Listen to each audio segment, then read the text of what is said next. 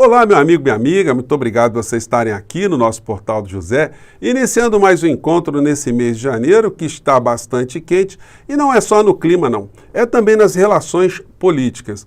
Não é por outra razão que depois de tudo que nós assistimos nos últimos dias aqui no Brasil e também nos últimos anos, que o presidente Lula irá se reunir com os comandantes das Forças Armadas do Brasil.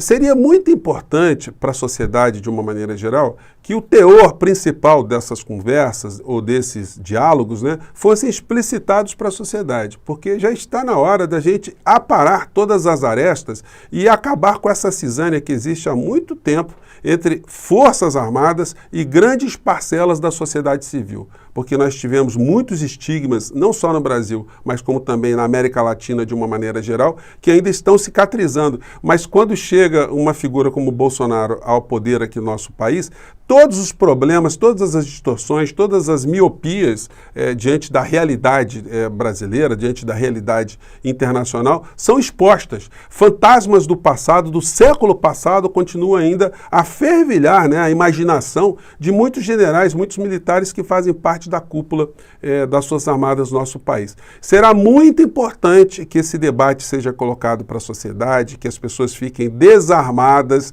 espiritualmente, ideologicamente, para que a gente consiga fazer, de fato, uma reunião de interesses, a bem do interesse nacional, a bem do interesse público do nosso país. Infelizmente, as Forças Armadas do Brasil, como todos de países da América Latina, têm funcionado há muito tempo como forças auxiliares, forças satélites da grande potência militar do continente, ou do planeta, que são os Estados Unidos da América.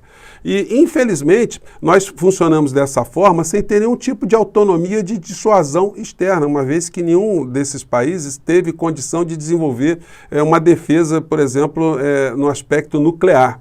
Então, nós seríamos facilmente subjugados por qualquer potência que queira fazer alguma coisa com os territórios desse continente de uma maneira geral. Então, as Forças Armadas, infelizmente, têm funcionado nessas últimas décadas apenas para uma repressão interna, para uma repressão política e uma repressão ideológica. Isso ainda está muito presente. E quando você encontra uma pessoa descerebrada, sem caráter, vitaminando essa imaginação dessas pessoas, como foi o caso de Bolsonaro, a gente tem muito trabalho pela frente, muita coisa a ser corrigida. E o presidente Lula, ele está enfrentando algumas situações assim, com muito destemor, mas a gente vai ter que conversar sobre essas situações todas. Me refiro especificamente sobre as demissões que estão sendo feitas de muitos militares.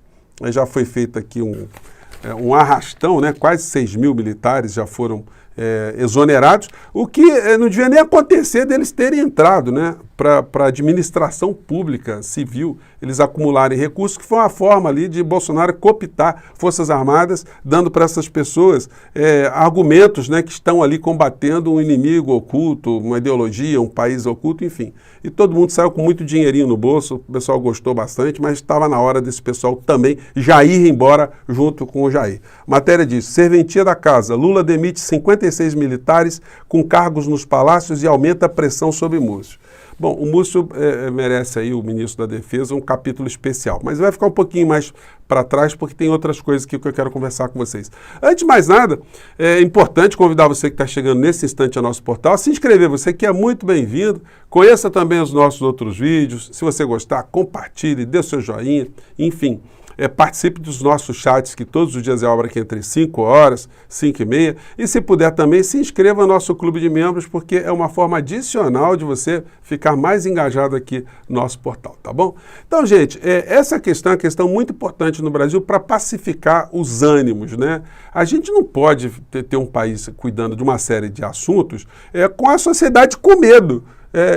Dos militares, uma parcela com medo dos militares e uma outra parcela querendo insuflar militares para romper com a democracia do nosso país. A gente fica patinando, Claro que isso, no fim da história, acaba atrofiando o desenvolvimento do Brasil, que para as grandes potências é muito bom, que nós continuemos a ser apenas uma colônia pacífica, um lugar para passear ou para extrair recursos que fomentem todo o sistema econômico mundial. Então, aqui dentro do Brasil, nós temos situações que estão correndo junto com essas situações que eu estou comentando com vocês, que é o objeto principal do nosso papo de agora.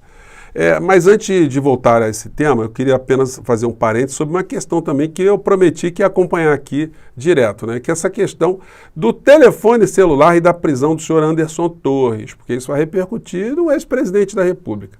Matéria diz, advogado de Anderson Torres disse, né? Não há possibilidade de delação premiada. Olha, advogado do Anderson Torres, o colega lá, ele está fazendo, né, o papel de fazer uma boa defesa do senhor Anderson Torres, que está bastante encalacrada, né? Ele não é assessor de imprensa, ele está fazendo o papel dele, ele não vai dizer, não, meu cliente é culpado, ele vai pegar tantos anos de cadeia, ele tem um monte de provas bombas, vai incriminar um monte de gente. Não, não vai fazer esse tipo de situação, até porque eu acho que esse advogado, ele também é advogado de outras pessoas do grupo político que cerca o Bolsonaro. Então tem alguns conflitos ali, enfim, a gente vai desnudar isso um pouco mais para frente. Vou checar algumas informações para poder trazer informações aqui, análises mais qualificadas. Mas ele está fazendo o papel dele enquanto não aparece nenhuma prova cabeluda contra o senhor Anderson Torres. Porque se aparecer, se o advogado perceber que ele vai entrar pelo cano, que ele vai afundar com o barco, evidentemente, uma colaboração premiada que vise diminuir a pena do seu cliente será muito bem-vinda. Agora, se o advogado também está zelando por outros interesses de pessoas que têm algum tipo de interesse nessa história, aí essa defesa também fica meio contaminada, né? Não precisa ser nenhum Einstein do direito para poder entender esse tipo de situação. Então vamos ver se a Polícia Federal terá mais alguns indícios, mais algumas revelações dos telefones ou do telefone do senhor Anderson Torres, se tem mais alguns documentos que foram apreendidos na casa dele, porque logo, logo a gente vê esse passarinho cantando, né? Já que o apelido dele é Piu Piu. Bom, então esse era um parênteses que eu queria fazer com vocês. Vamos aguardar aqui os próximos capítulos. Matérias de hoje. Lula não quer remoer crise com militares, mas defende punição de quem errou. Sim, numa sociedade democrática, é assim que funciona. Se um servidor militar, que é servidor da nação, ele praticou um crime ou cometeu algum deslize, ele tem que ser responsabilizado e não tem que se ter receio em relação a isso. O problema é que nós estamos numa sociedade onde as suas armadas ficaram tão contaminadas que quando você toca em alguma coisa relacionada a Forças Armadas, tem um monte de gente que fica super oriçada. Por isso esse debate é cada vez mais importante, para que a sociedade perceba que não existe hierarquia entre civis e militares. Todos nós fazemos parte de uma mesma sociedade. E os militares são servidores públicos a serviço da sociedade, e não a serviço de um partido, a serviço de uma ideologia, ou de um grupo político, ou de um descerebrado irresponsável. Não de ocasião, né? Como foi o caso que aconteceu aqui no Brasil. Então essas situações precisam ser conversadas. Qual a utilidade das Forças Armadas em países como o nosso? A gente tem distorções profundas, né? Já vou falar aqui do senhor Hamilton Mourão, agora futuro senador da República, que espelha bastante a contaminação que existe dentro das Forças Armadas, na formação dentro das escolas superiores, das academias militares, que precisa, de fato, ser revisada. Essas pessoas não podem ser formadas para servir ao nosso país, à sociedade brasileira, aos interesses nacionais, com a cabeça, com informações dos anos 40. É uma distorção absoluta que acontece, né? Então, enfim, Lula vai conversar com essas pessoas. Eu acho que o Lula, ele falhou, na minha opinião, nos primeiros discursos, tanto o discurso da vitória como o discurso de posse, quando ele não citou Forças Armadas.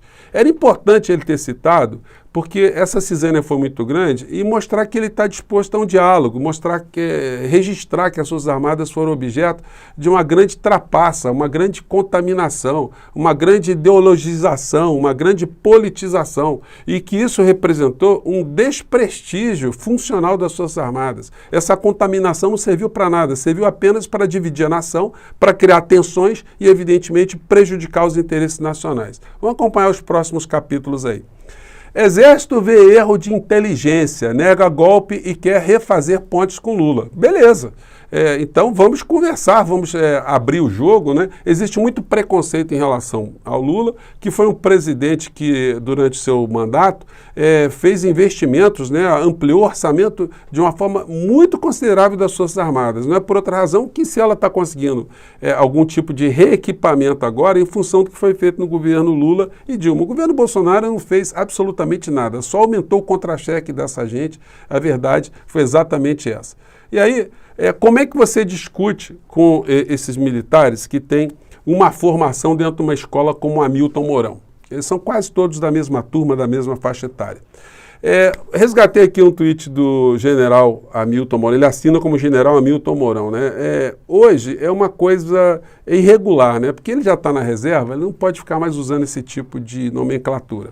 Mas aí ele publicou, na data de hoje, em 1935, olha só a cabeça do Mourão onde é que está, 1935, tá? Tem que avisar para ele que nós estamos no ano de 2023. Em 1935, traidores da pátria intentaram contra o Estado e o povo brasileiro. A intentona de 27 de novembro foi a primeira punhalada do movimento comunista internacional contra o Brasil. Então esse movimento comunista de 1935, internacional, né, que foi banido, né? Não seria a última. Eles que venham não passarão. Então está vindo comunista aqui para o Brasil? Então essa é a cabeça do Mourão e de muitos militares que estão ali dentro das Forças Armadas aqui no nosso país e de muitas pessoas que foram para essas manifestações nas frentes dos quartéis, porque muitos depoimentos dos que estão presos agora vão nessa direção, que eles foram para ali para defender o Brasil contra o comunismo. O Bolsonaro repetiu isso várias vezes, esse discurso, a nossa bandeira nunca será vermelha, isso funciona como combustível alienante, né? As pessoas ficam com medo desses sacis pererês inexistentes com toquinhas vermelhas e aí não prestam atenção que estão sendo roubadas, que o Brasil está sendo roubado, que o Brasil está patinando, o Brasil está preso ainda no século passado, em função desse atraso, dessa miopia. Ao invés de se prestar atenção nos problemas nacionais reais, fica se vitaminando e gastando-se uma série de energias com situações fantasmagóricas. Mas esse foi em novembro, né? E o general agora, quer dizer, até eu estou chamando de general, né? O senhor Hamilton Mourão, ele publicou, quando começaram os conflitos no dia 8 de janeiro, a ressuscitar ainda essa teoria fantasmagórica. Disse ele, ou escreveu, a detenção indiscriminada de mais de 1.200 pessoas, detenção indiscriminada, tá? Então, quer dizer, as pessoas estavam orando ali em Brasília, vieram de vários estados e aí foram presas, né? Foi uma coisa assim. 1.200 pessoas que hoje estão confinadas em condições precárias nas instalações da Polícia Federal em Brasília. O senhor Hamilton Mourão, tem alguma instalação prisional que seja satisfatória para o senhor, assim, para mandar essas pessoas? O senhor pode fazer sugestões aí, né, para onde que essas pessoas poderiam ter sido enviadas, esses criminosos todos. Instalações da Polícia Federal em Brasília mostra que o novo governo, coerente com suas raízes marxistas-leninistas, age de forma amadora, desumana e ilegal. Gente, tem alguma coisa escrita mais cretina, mais imbecil do que essa? Não é por outra razão que o senhor Hamilton Mourão foi apelidado de jumento de carga, né, nas últimas eleições pelo ex-candidato Ciro Gomes, que nesse particular aí ele merece aí a subscrição, né, de todos nós, né, porque o comportamento do senhor Hamilton Mourão, ele inclusive ofende os quadrúpedes, né, porque é pior do que os quadrúpedes. Um quadrúpede não seria capaz de propiciar esse tipo de entendimento.